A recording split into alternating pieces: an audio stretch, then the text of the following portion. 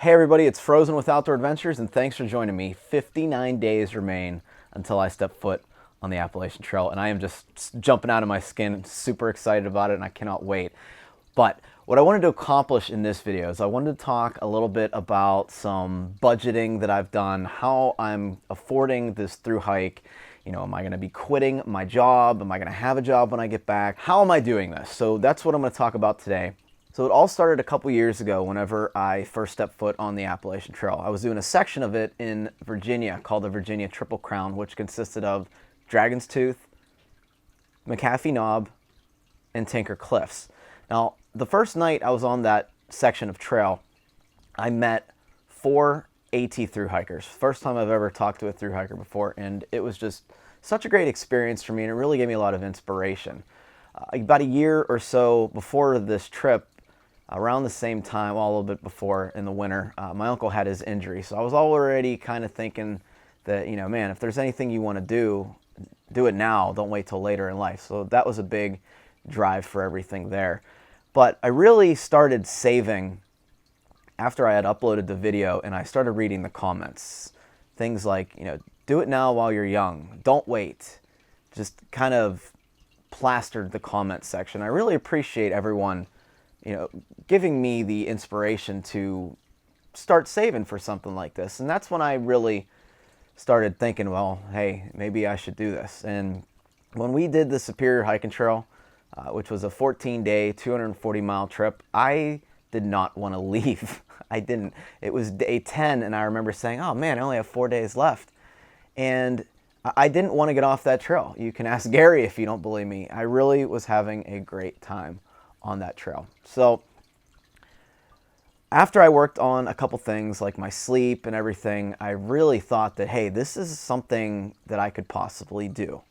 So what I did was I had already canceled cable. I started living very frugal, you know, not going out to the grocery store and buying a whole bunch of junk that I didn't need, you know, just stuff that you need to survive. And I started a savings account for this trip. My goal was to save as much as I could for a 2019 start date. Now, I was trying to go 2018 with Gary, but my finances and work situation just didn't work out. So now that the finances are working out, let's talk about where the other money is coming from, because it's not just from what I saved. Another thing that's really, really helping me do this is you guys. So to be completely blunt, everything at home, all my at-home expenses, for the most part, are being covered by the channel.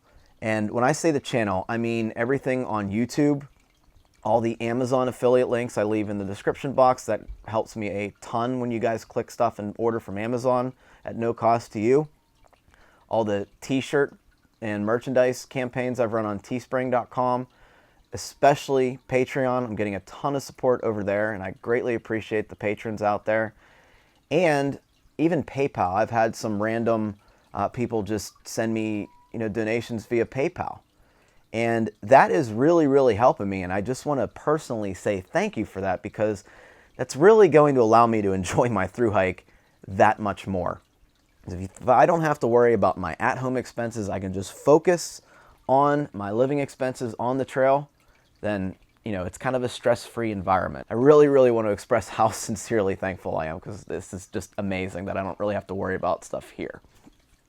On top of that, Chrissy has moved in. We've been dating for a while now, and she offered to watch my house. So she has moved in.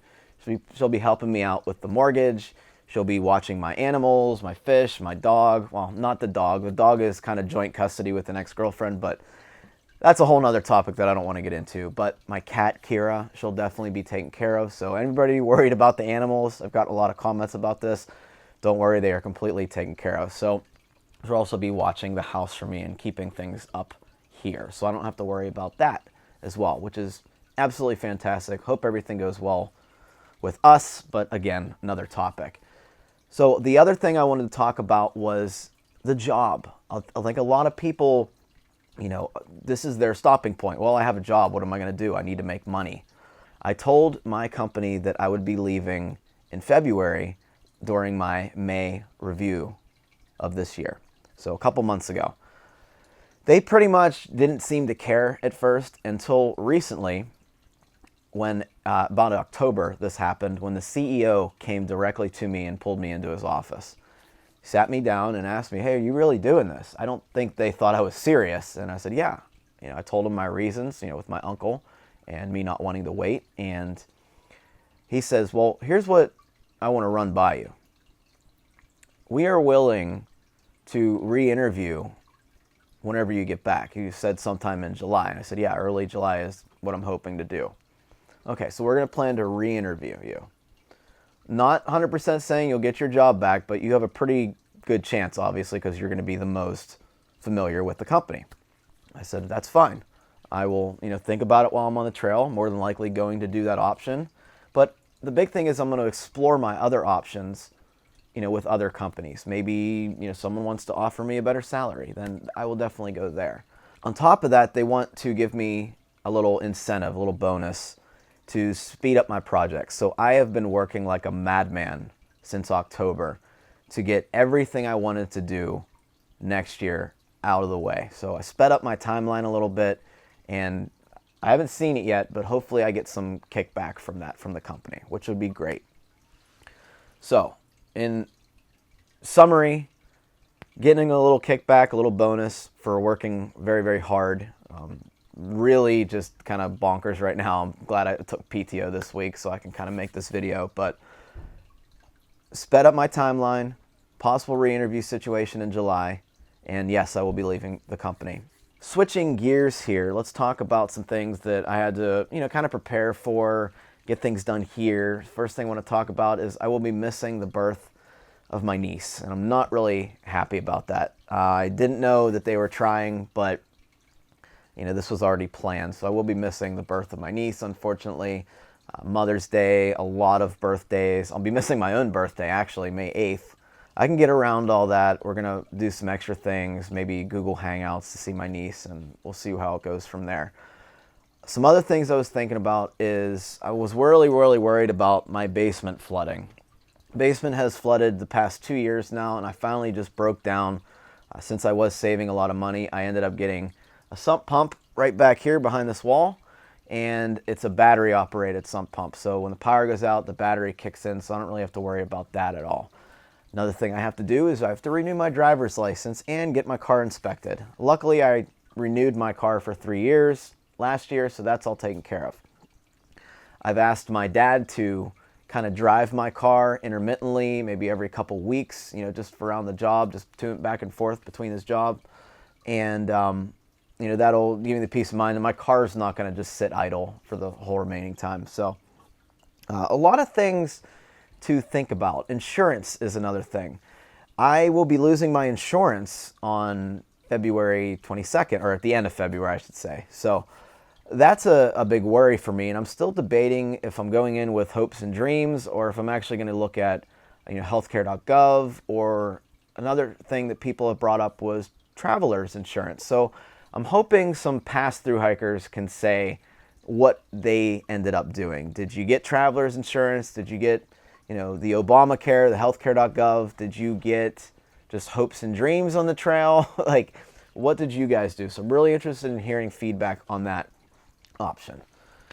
So I think that about wraps up everything here. House is going to be taken care of. Animals are going to be fed. I may have a job at the beginning of next July. So things are pretty set for me. Really, all I have to do is put one foot in front of the other and keep walking all the way to Mount Katahdin. So that's what I'm planning on doing. I'm not focusing on anything else except for completing this through hike. And I cannot wait. 59 more days. Anyway, I'm going to be talking in the next video about what I'm doing to condition my body, because I don't think a lot of people, at least from what I've seen, are actually conditioning. They're going on 1 to 3 mile hikes every week, but they're really not conditioning their body to be an athlete. And I was told this a couple weeks ago, you're not going to be a hiker anymore. You're going to be an athlete. And thought about what she said, and she's definitely right. So I am training like an athlete. I am training very hard, but we're going to get into that in the next video. Anyway, hopefully this video didn't run too long, and after that next video, we will finally start talking about gear, what my gear choices are. And then we'll have a final wrap up of what I've officially decided on right at the end before I start. Anyway, thanks guys. I'm Frozen with Outdoor Adventures. If you'd like to follow this hike, you can obviously do it on YouTube. But I will also be posting on Instagram at frozensoutdooradventures. So if you want to follow me on Instagram, go ahead and follow at frozensoutdooradventures. Finally, if you need to get a hold of me to arrange stuff on the trail, not ask questions necessarily, because I won't be using the email address for that. I have dedicated a specific email address to people that are looking to get in touch with me and set things up like Trail Magic, be a trail angel, or if you just want to meet up for a beer. That email address is frozenhikes@gmail.com. Thanks everybody. I'll see you in the next one.